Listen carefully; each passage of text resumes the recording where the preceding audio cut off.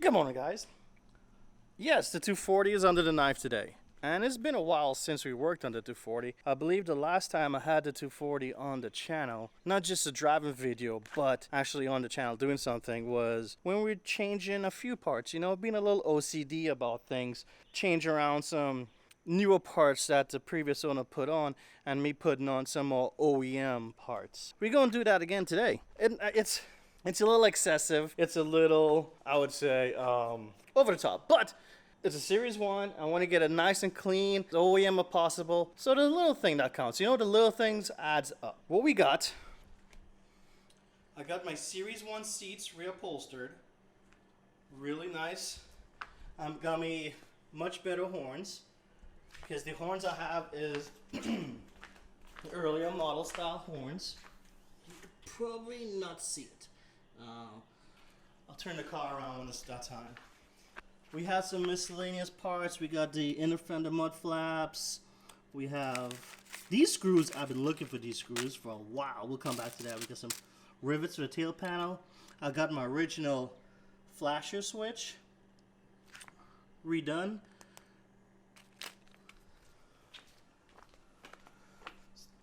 So when the car was put together, this rear finisher, the finisher is supposed to have a little stainless strip around it, and somehow it disappeared.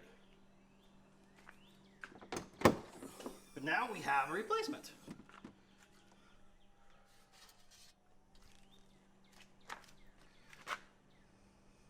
So you see how it is with the little strip around it? It looks so much better, doesn't it? So we have to change out those tail panels, removing these bolts, these little rivets, tiny little rivets. They're a pain, but really hard to find. Then we have the lens. If I had more time, I would refurbish the lens. I bought the chrome piece for it, but I don't believe I'll be able to get to it. I need to send the car out for a promotion, and I don't want to risk cracking these headlights and not taillights and not having taillights for the promotion. So you're gonna look at the seats, you're like, hey man, you got seats, what's wrong with your seats? Your seats are fine. My seats are what you would call Series 2 seats. My Series 1 seat, you'll see it while I put it together, the adjustment is really small. And these Series 2 seats could recline a whole lot more. A lot of people back then got rid of their Series 1 seats and put in Series 2 seats. We're going to actually put our seats back together today and in the car. I did heat these guys up.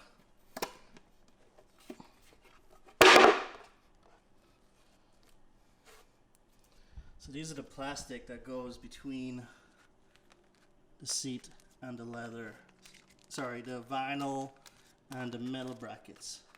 And they were kind of contorted and moved around and stuff. So I wanted to get it nice and flat. Get it nice and flat. Put that there. Yeah, the seat brackets. You would see in these seat brackets, the only amount of the running range of motion is just that much. So that's all you get. So it was axed. People got rid of them. Let's see what we have. Brackets there. I think I have the screws on top here still.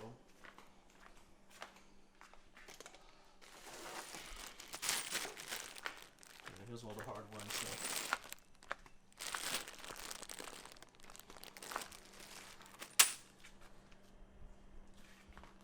So I believe, first things first, let's go ahead and let's get these seats taken care of. Put them in the car, and then we'll do the small little tiny things. Can't find my towel, so we'll just use a bunch of these dirty rags.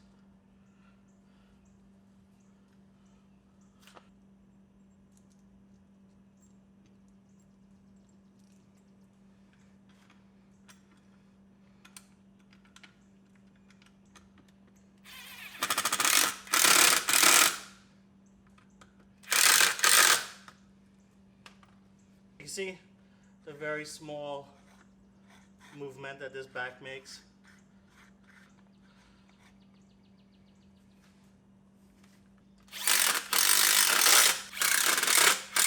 Alright, got that in there. Now, the pain in the butt part. You gotta get the back on without scratching stuff.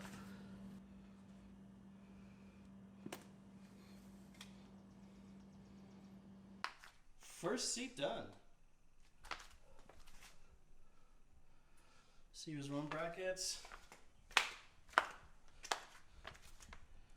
Series 1 adjuster. So let me go and put this down and show you guys how much a pain in the butt these things are. Okay, so we got, take a look at it. This is fully up, okay? Then if we rotate the dial, that's fully back. So that is all the adjustment this seat had. So that's why people got rid of them. First seat's out. There they are. Series 1 seat, Series 2 seat.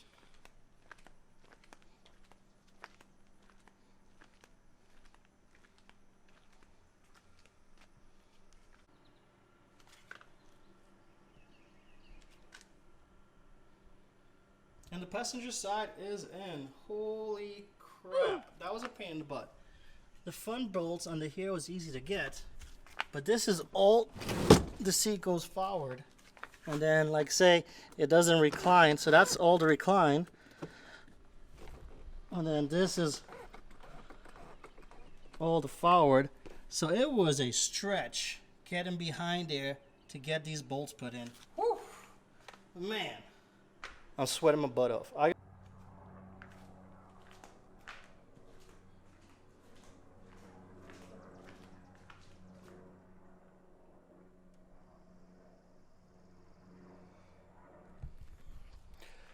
They look real good. They feel good. It sits really nice on the cradle of your crack. It feels good. It sits well. It feels good. It sits up high.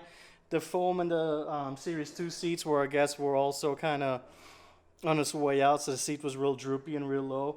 But you sit real high with the new foam and the vinyl and everything, and it just looks really nice. It looks really, really nice, and I'm happy I finally got my Series 1 seats with my little knobs in the middle that don't adjust nothing. So, like, if you see from here, let me see. So that's all the way forward, and then that's the most it reclines. And it's a little stiff. Yeah, even back in there it was a little stiff. So that's one of the big old reasons why those seats had to go. One of the other major problems with a Series 1 is, of course, it's a Series 1. The car was only available in its form for one model year. A lot of revisions and stuff was done after that. A lot of things you find on the Series 1 you question, and because you don't see it on the Series 2, or you see a bunch of stuff on a Series 2 that you don't see on a Series 1. For instance, these little hole cards here. See the little holes down there? When I originally had the car, I remember that there were screws there to hold the door card to the bottom. The question was that a Series 1 screw, or was that the original owner, putting something to help hold the card onto the door frame? Lo and behold, it is a Series 1 screw, a Series 1 part. This screw that was here, now when the car was getting restored, it changed a lot of hands. A lot of people came in our shop, so it's really aggravating to me to this day. But a lot of things happened and got misplaced. Some of it was screws and hardware and stuff. So along the years, I've been trying to replace a lot of the aftermarket hardware with some of the newer hardware. I finally found information telling me that this is an OEM. That's part of OEM. It's supposed to be there from the factory. And I actually finally found screws that kind of match it on, is it Z-Car Depot? They have it as generic interior screws. But in the interior, I haven't found a screw for this that looks like this, that needs this, except these 4 screws here. So it's pretty cool. It came with 8 in the pack. Put away for extras. We'll get them on.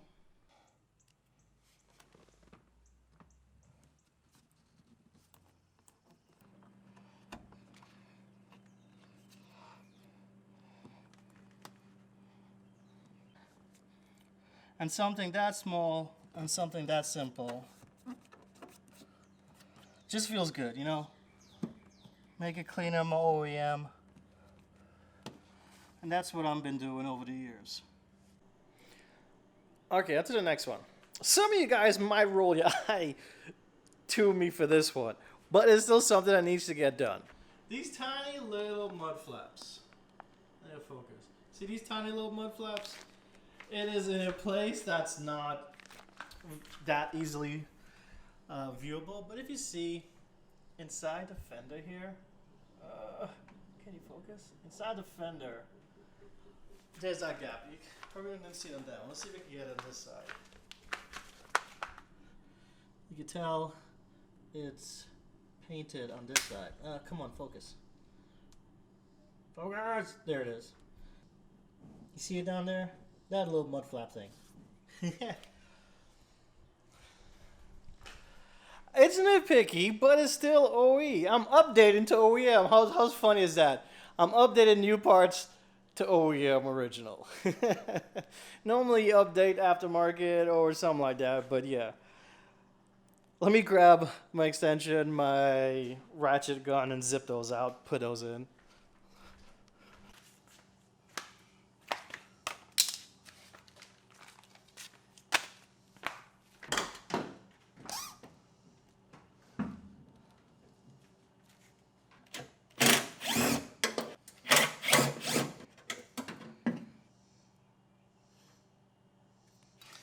Out with the old. So that's the comparison between the two there. It's to stop debris and stuff getting up into the fender.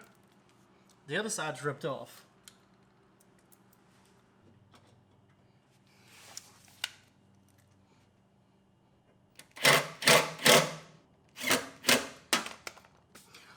Much better. See, much better.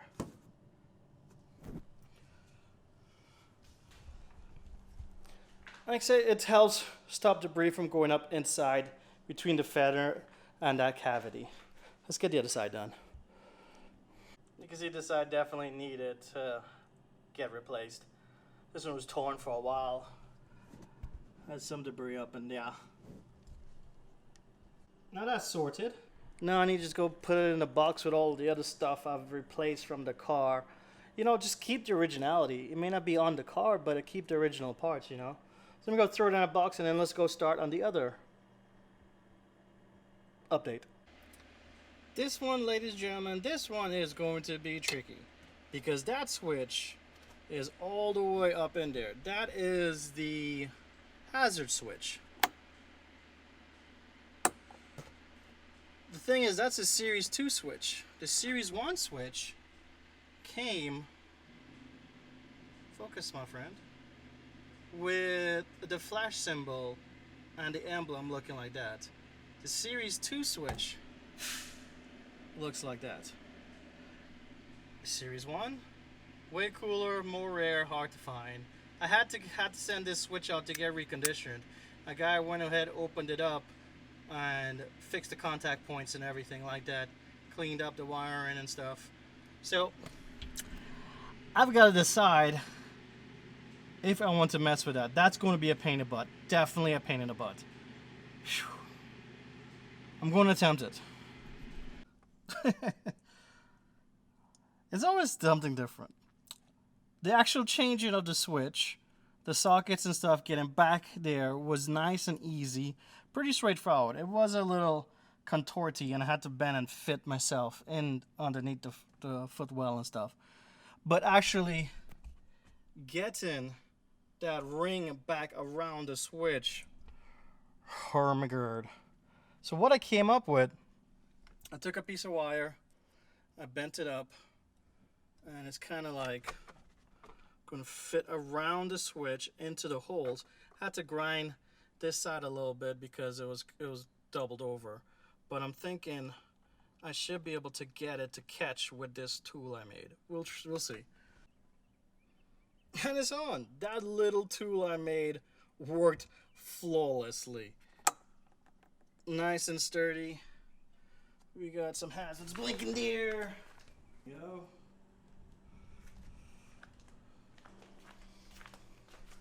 Got a link in there. Super stoked, super happy. That's change.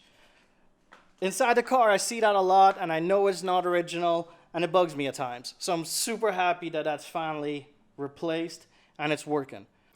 It is time for the part I've been kind of putting off, kind of been dreading, is the rear tail panel section.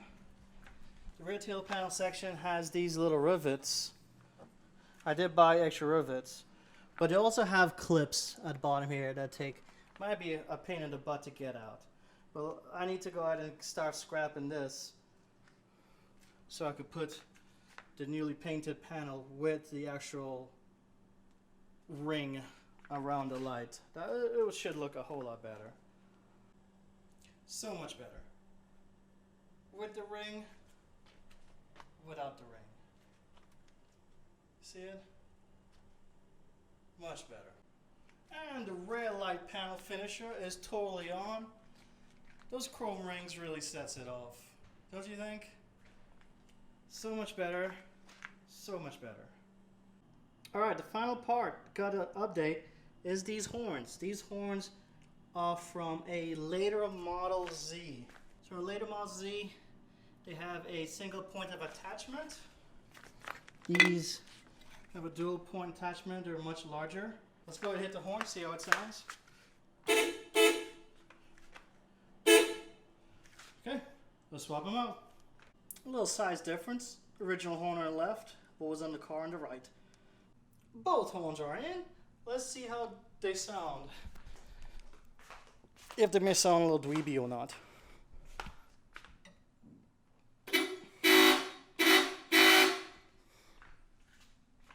They sound. I don't know if there's an adjustment screw, so I'm uncertain if the adjustment screw needs adjusting. Seems to be working. Alright guys, so that's pretty much it. Took the car, found a bunch of OEM parts, updated it to OEM. It's kind of funny. But we updated it back to OEM. Is that better? I don't know. But I like to say, I know there's some of you guys on there that came to check out the video. I do appreciate you stopping by. I hope you like the content. Hit the subscribe for more. But I would say that's it for now. Until next time guys, you all have a good one.